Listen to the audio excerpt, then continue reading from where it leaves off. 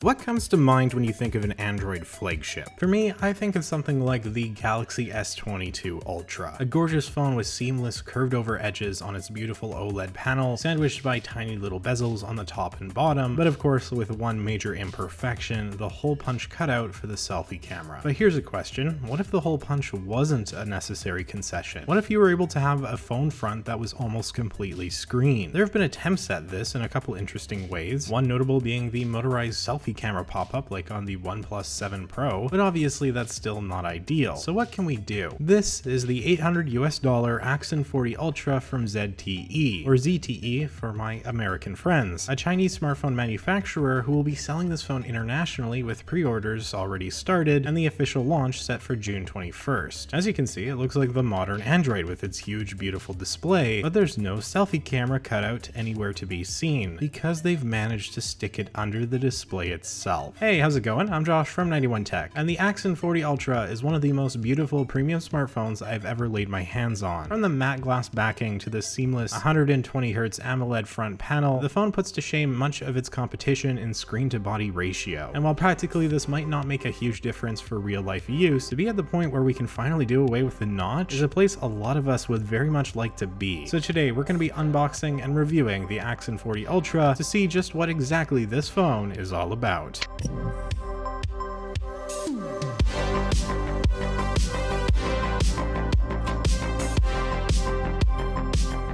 So obviously, you've seen the phone outside of the box in the intro here, but we'll go ahead and show the unboxing anyways. If you'd like to skip ahead, timestamps are in the description below. I'd also like to make mention that this phone was sent to me by ZTE or ZTE, so big thanks to them. I'm not sponsored, not making any money, but you can find their link in the description. I was also told there's some kind of pre-order discount, but now for the unboxing. So here we have the Axon 40 Ultra box. We can remove the plastic and lift off the top of the box, and there we have the phone. Already we can see those waterfall edges. It's curving over, and there's a little plastic tab we can pull to get the phone up. This plastic cover here goes over to the back of the phone, and right away we can see how nice this phone looks. The matte glass backing there is almost kind of textured, but it's not. It's just really nice. So we can peel off the plastic, and I'll pull off the sticker here. Yeah, this is a really nice looking phone. My first impressions were not only does it look nice, but it feels really good in the hand. Turning the phone on, we get the logo powered by Android. We get MyOS here. It's a pretty basic skin, nothing crazy. It is Android 12 here, which is awesome. We start looking through the rest of the box. We have the paperwork and SIM tool, as well as the clear phone case that it comes with. In this little box here, we have the USB-C fast charger. I believe it's 65 watts. We also get a USB-C to headphone jack dongle. I wasn't expecting that. I really don't see this a whole lot anymore, so that's actually nice. I'm glad they included that. And then of course we have the USB-C cord for charging. Nothing too surprising there. So that's the unboxing experience. Charging stuff, a dongle, a case, and of course the phone itself. And man, does that phone ever look good. Setting it up is simple. Gotta choose my language, and then it's basic Android stuff. You gotta set up the under display fingerprint sensor, and it did recommend that I use face unlock as well to speed things up. And with all that done, we get to go ahead and start our MyOS journey. It introduces us to the app drawer, and that's it. Here we are. MyOS Android 12. Pretty darn simple, very little bloat. There's a little bit. Booking.com, Facebook. These are things you can delete, so not a huge deal. All in all, so far so good with the software experience, though we will talk about that a bit later and about the update situation as well. My initial impressions though are extremely positive. This is a gorgeous phone. So now that we've got the phone in our hands, we can start the review portion of this video. This won't be my most in-depth review, as I've only been able to use the phone for just over a week before the embargo date lifts, but I think it's enough time for me to have gotten a good feel for the device and its quality. We're going to start with the design and that display, then move into the camera and the massive triple lens setup on the back, and we'll finish it all off with the hardware and software and my concluding thoughts on the value and overall experience. And starting with the design, what do I even say? This is a beautiful smartphone, absolutely stunning, with that huge 6.8-inch Full HD AMOLED panel that runs at 120 Hz as you would hope, and a really premium build to back it up. The phone is glass, but it's got a matte, kind of textured feel to it, making it grippy, and it's also just like this matte black, which I love. It's just a nice looking phone. There's minimal branding, which I like, just the ZTE wordmark logo on the bottom corner, and some text text on the camera module concerning their specs. Now we're going to be talking about the cameras and all that a bit later, but I will say design-wise, this camera bump is absolutely massive. I think I would use a case with this phone just because of how ridiculous it looks when you lay it flat on a table. I mean, you should use a case with a glass phone anyways, but still. And despite this phone being glass, we actually don't get wireless charging. We do, however, get extremely fast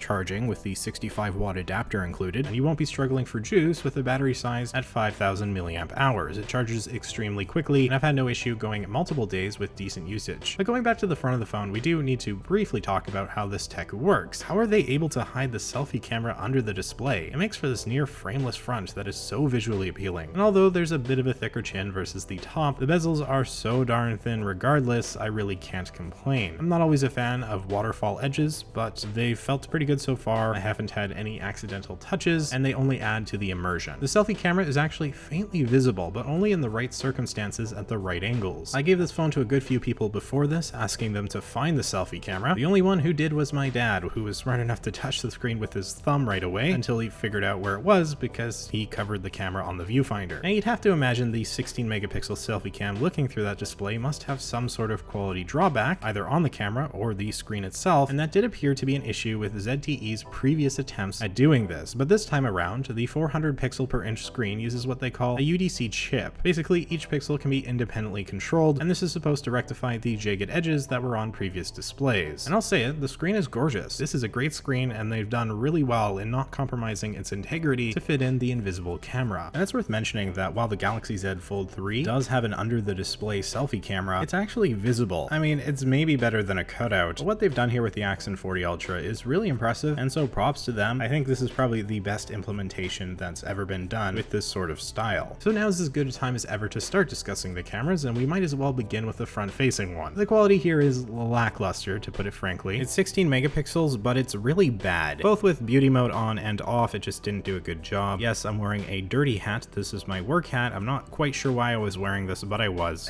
Please don't judge me too harshly. Also, turning up the beauty mode to max, trying out some video is atrocious. I look like I'm in a dream world or something. The saturation and how soft everything is, it's kind of hilarious. But enough of that. Something neat that I noticed just while I had the phone out carrying it around, on the viewfinder, the leaves above me in the tree looked really weird, and so I snapped a couple photos, and it turns out if you zoom in, you can really clearly see the pixels above the camera. That's actually so cool, and I know it's like, I guess it's detracting, but it's just really cool that you can see that. And again, it just emphasizes how neat this technology really is, and I'd be willing to live with this if it meant I didn't have any kind of notch. But that's me. Looking at the rear cameras, this is something ZTE has been hyping up with their triple 64 megapixel setup. That's right, each of these lenses are 64 megapixels, and yes, that is insane. It's the standard setup with a wide, ultra-wide, and telephoto lens, and that telephoto specifically is a periscope camera. And look, I use iPhone, so I'm not super familiar with how exactly all this works, but you can see it there. It's the one where the camera is further away from the glass, and it's rectangular, and this periscope camera gives us an optical zoom of 3.5 times. And the cameras here are pretty okay. I would say the camera app isn't helping anything. Any kind of motion really gave it a lot of trouble. Just pulling out the camera, tapping to focus, and snapping photos didn't work super well for me, though the photos that did turned out pretty well. This portrait photo of my dog is pretty nice. Actually, I got a few good portrait ones of her, and basic photos when I was still and everything was pretty still looked quite good. The pro mode I found a little bit better, and I found that all three cameras were serviceable. I think if you put the time into it, you could get some really nice results, but for me, it's not going to match the flagship smartphones, and that selfie camera is pretty darn awful. But overall, you're not buying it for the camera, probably, because the display is amazing, and the hardware here is pretty darn good too. The technical specs are as impressive as you would expect. We have the Snapdragon 8 Gen 1, which is top of the line. For storage, you have 128 gigabytes at the